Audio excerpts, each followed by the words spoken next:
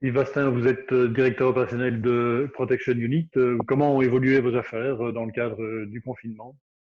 Donc, je pense que déjà au préalable du début du confinement, donc on s'était vraiment déjà mis dans la position que ça allait se passer et donc on avait déjà un peu anticipé.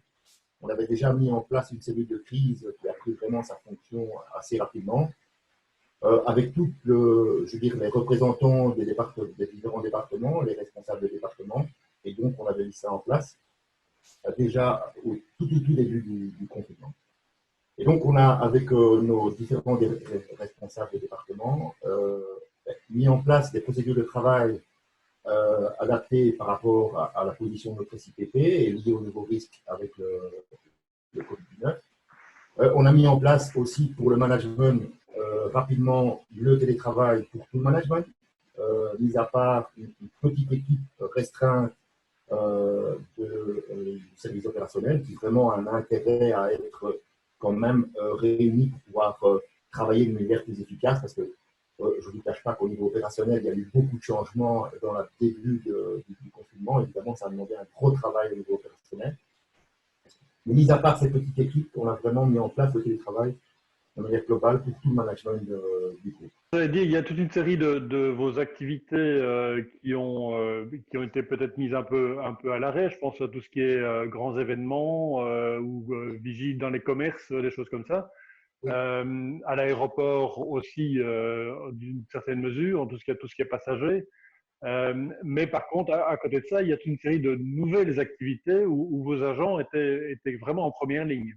Et on a utilisé l'agilité et la disponibilité de notre personnel au mieux pour justement des diminutions à un moment donné sur certains secteurs et des augmentations sur d'autres secteurs. Donc, les augmentations sur d'autres secteurs, principalement, il y a le secteur hospitalier, hein, où on est quand même, nous, au niveau de l'entreprise et du groupe, bien actifs. Et donc, on a eu des demandes vraiment importantes de ce secteur. Et donc, on a fait aussi du glissement à notre personnel vers ces demandes. Et on s'est adapté à vraiment fournir dans les plus brefs délais et fournir à tous ces clients le profil d'agent qui correspondait aux missions demandées. Et quels étaient ce type de missions dans le milieu hospitalier? C'était de la gestion des flux, des entrées, des sorties? Voilà, la gestion des flux à l'entrée, voilà, qui posait beaucoup de problèmes au fonctionnement des hôpitaux. C'était principalement cela. Aider le personnel hospitalier à fluidifier les patients qui arrivaient vers les hôpitaux. Ça, voilà, on a aussi des demandes particulières pour, par exemple, hein, vous disiez, le secteur hospitalier. On a eu, par exemple, un marché qu'on a obtenu avec d'abord la ville de Bruxelles, puis le SAMU social, qui a mis en place donc, une zone de traitement sur le parking de tous les taxis pour toutes les personnes défavorisées, donc les sans domicile fixe, etc., tous les gens vraiment défavorisés de la ville de Bruxelles, où on a essayé de les prendre en charge dans ces zones. Et donc là, on était quand même confronté à une majorité de gens qui étaient contaminés, qui étaient traités là par les services médicaux. Et donc, ça s'est aussi très bien passé. C'est-à-dire que vos agents, du coup, là, étaient vraiment en première ligne. Ils étaient au contact direct avec les patients éventuellement atteints. Vous leur avez donné une formation accélérée. Comment ça s'est passé? Ils y ont Alors, été. on a évidemment donné toute une série d'informations à nos agents et de formations via notre SIPP, notre conseil en prévention, qui a vraiment suivi les postes à risque de manière très proche. Quoi. On était vraiment en contact avec l'évolution aussi de la situation sur le terrain et on a essayé de s'adapter au mieux à la demande du client. Parfois aussi, redéterminer notre rôle. Hein. On n'est pas le corps médical, donc il y a des choses qu'on ne peut pas faire, évidemment, hein, pour limiter la fonction de nos agents qui assistaient le personnel médical, mais qui n'étaient pas là pour remplacer non plus le personnel médical dans certains cas au niveau du contrôle d'accès. Donc là, oui, et on a essayé évidemment de concentrer aussi nos moyens de prévention et notre matériel de prévention sur tous ces sites à risque de manière prioritaire, puisqu'au début, pour comme tout le monde, hein, on avait la difficulté d'approvisionnement et on s'est, je veux dire, adapté à la situation en étant vraiment concentré là sur les sites à risque. Et je pense que globalement, positivement, ça s'est très bien passé, quoi. Et votre personnel était, comment ça s'est passé? Était volontaire pour aller travailler dans le milieu hospitalier? C'est un peu difficile aussi, Alors, évidemment.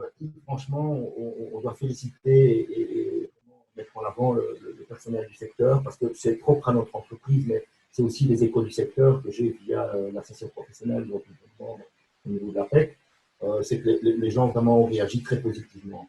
Alors, on a très peu eu de problèmes avec du personnel qui a refusé catégoriquement d'aller travailler. C'est vraiment.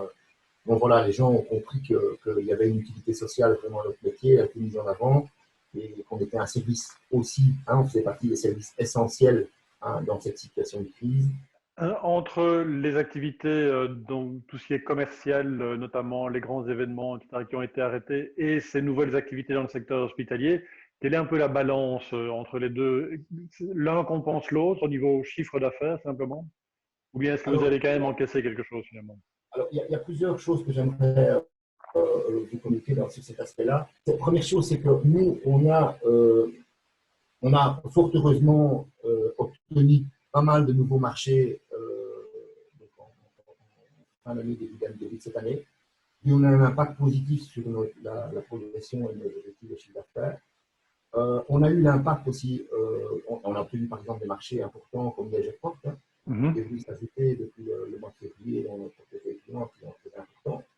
Donc, il y a eu d'autres marchés aussi qui sont tombés en début d'année, qui ont évidemment augmenté l'activité. On a aussi des nouveaux marchés liés à la fusion des deux entreprises, un impact positif de ça. Et puis, on a une chute de certaines prestations dans tous les domaines que je vous ai expliqués. Je dirais que globalement, on est dans un chiffre, ça compense, et on va être dans un chiffre plutôt une progression de chiffre d'affaires encore, nous, au niveau de notre entreprise. Ce n'est pas le cas, je pense, spécialement avec le secteur. Par contre, on a un gros impact négatif sur toute la partie événementielle, le secteur événementiel, où là, le secteur événementiel va avoir au total sur nos chiffres d'affaires un impact de plus ou moins 6%, où on est Ouais. déjà certain qu'il va seulement arriver. C'est-à-dire que nous, la situation actuelle, c'est ce que je vous explique. On a une situation, évidemment, où on a une diminution des prestations, mais qui est compensée par ce que je viens de vous expliquer au niveau de notre entreprise spécifique, de manière spécifique à notre entreprise, mais de manière plus générale, on va avoir, nous, un impact négatif en juillet-août avec, je pense, on a déjà chiffré plus ou moins sur le chiffre d'affaires global de l'entreprise à une diminution de plus ou moins 6% du chiffre d'affaires. Parfait. Merci beaucoup. Je vous en prie.